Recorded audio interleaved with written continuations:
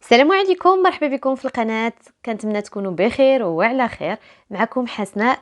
وصفتنا لليوم هي فطيرة محشية ولا خبزة معمرة بحشوة اقتصادية بدون لحوم، كتجي أكثر من رائعة، هشة رطبة ولذيذة بزاف. إلا جربتوها ما غاديش تستغناو عليها. نبداو. بالنسبة للعجين غنحتاجو معلقة صغيرة سكر، معلقة صغيرة خميرة فورية، ونص كاس الحليب دافي.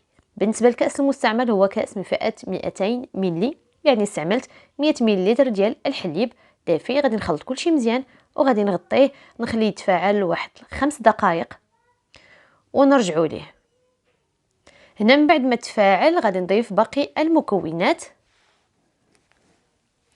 ربع كاس الزيت، 2 معالق كبار ياغور طبيعي، اللي ما عندوش ممكن يعوضوا باللبن ولا بالحليب، وغادي نضيف معلقه صغيره ملح،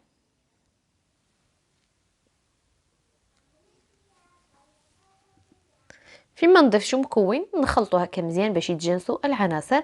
غادي نضيف بياض بيضه، والصفار غادي نحتفظوا به باش ندهنوا وجه الفطيره.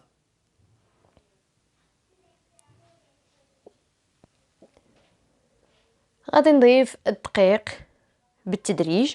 بالنسبه لكميه الدقيق على حسب نوعيه الدقيق المستعمل، كاين دقيق اللي كيشرب دغيا وكاين دقيق اللي ما كيشربش دغيا. تقريبا استعملت 3 الكؤوس ديال الدقيق، ولكن نضيفوا الدقيق تدريجيا حتى تجمع لنا العجين ونحصلوا على واحد العجين اللي غيكون لين وما يكونش كيلتصق في الايدي. هكا كيف شفتوا كنضيف الدقيق تدريجيا، وسرعت من وتيره الفيديو باش نوريكم جميع المراحل وتنجح معكم الوصفه من اول تجربه. العجينه باقا كتلتصق، غادي نزيد الدقيق مازال.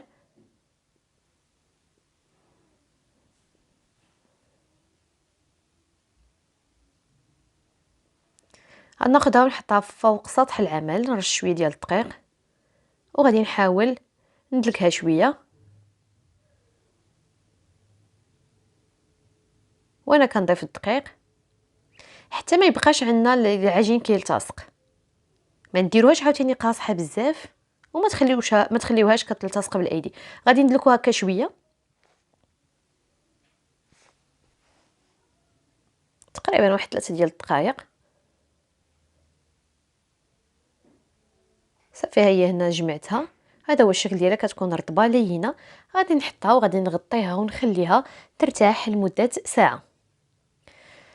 والعجين كترتاح غادي نحضروا الحشوه. في مقلاة درت الزيت، ضفت لها بصله متوسطه مقطعه مربعات ولا مشلضه. غادي نشحر البصله،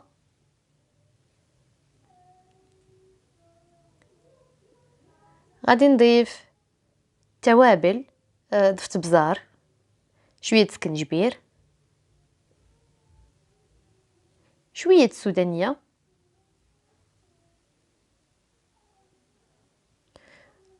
تحميره.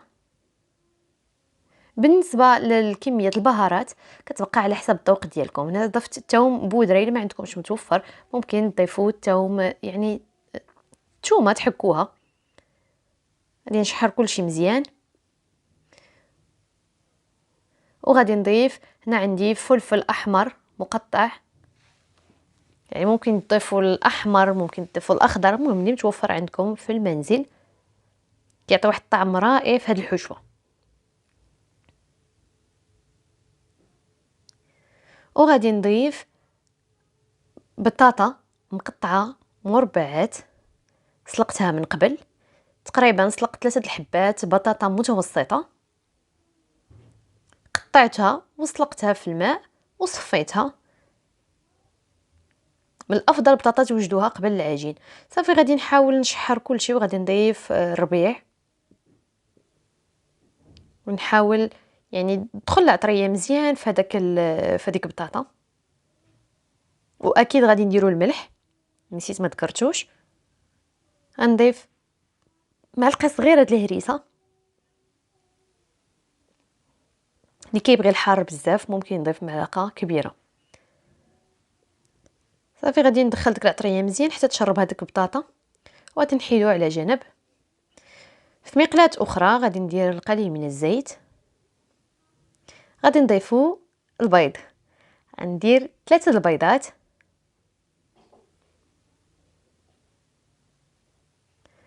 نضيف ليه القليل من الملح، وغادي نطيبوه على شكل اومليت. بالنسبه للبيض ممكن تسلقوه وتحكوه، وممكن يعني ديروه بحال هكا بيض مقلي، ما كيبانش نهائيا انه بيض. صافي غادي نطيبوه عادي، وملي يطيب غادي نقطعو هكا، نحاول نقطعو هكا القطع صغيره. اللي غيسلق البيض ممكن يعني يحكو. صافي غادي نضيف هذاك البيض على الخليط ديال البطاطا والفلفله، وغادي نديرهم فوق النار ونحرك الكل حتى تدخل هذيك العطريه لهذاك البيض.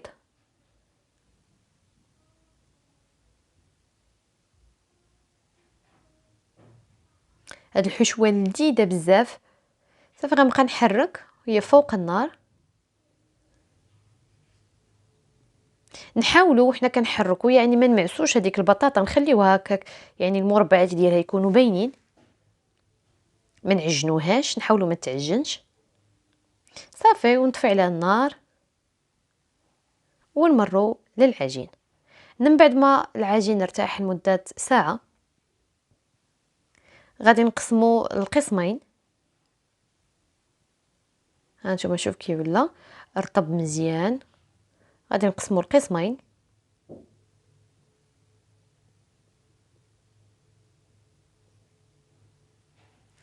وغادي ندير الطحين فوق سطح العمل، وغادي نطلق العجينه بالدلاك. غناخذ صينيه الفرن، غادي ندير الطبقه الاولى او العجينه الاولى، وغادي نهزها هكا من الجناب تقريبا 1 سنتيم. نهزوها هكا من الجناب، ضروري نهزوها من الجناب. بالنسبه للصينيه دهنتها بالزيت.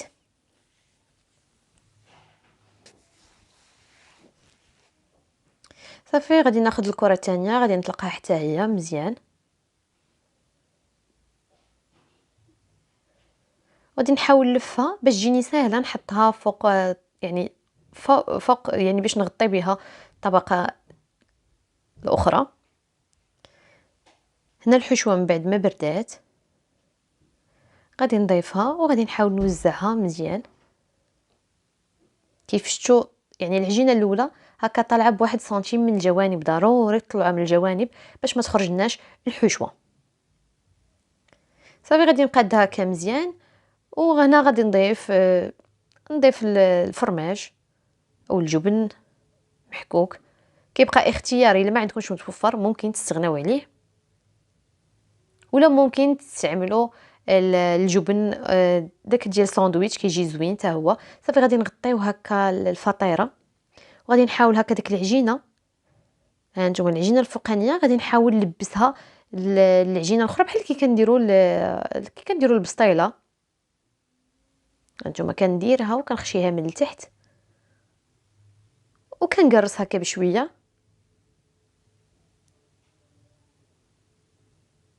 وريتكم جميع المراحل باش تنجح معكم.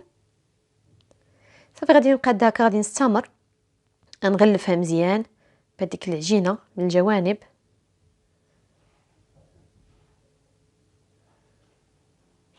وغادي نضغط عليها غير بشويه. ها نتوما غير بشويه،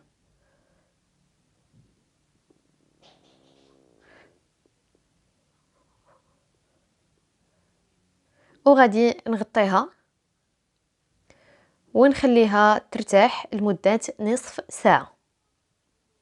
هنا بعد مرور نصف ساعه غناخذ صفاره البيض، غنزيد عليه القليل من الزيت، وغادي ندهن به وجه الفطيره. ناخذ الاصابع ديالو، غادي نحاول ندير ليها واحد الشكل، نعطيها واحد الشكل حتى فاش تخرج يجينا زعما في تقطع، تجينا القطع متساويه. نحاول نديرها بحال هكا بهذا الشكل. الا بغيتو ما ديروش لهذا الشكل ممكن ما ديروش. صافي غادي نزين هنا بالحبه السوداء وبالزنجلان. التزيين كيبقى اختياري، ممكن تزينوا بحبوب الخشخاش.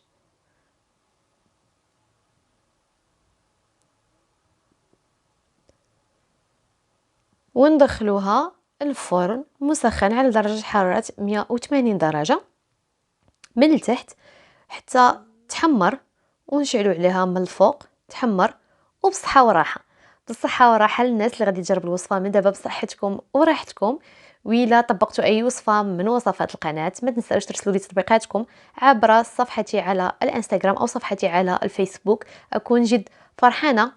وإلى اللقاء في وصفة قادمة إن شاء الله، والسلام عليكم ورحمة الله تعالى وبركاته.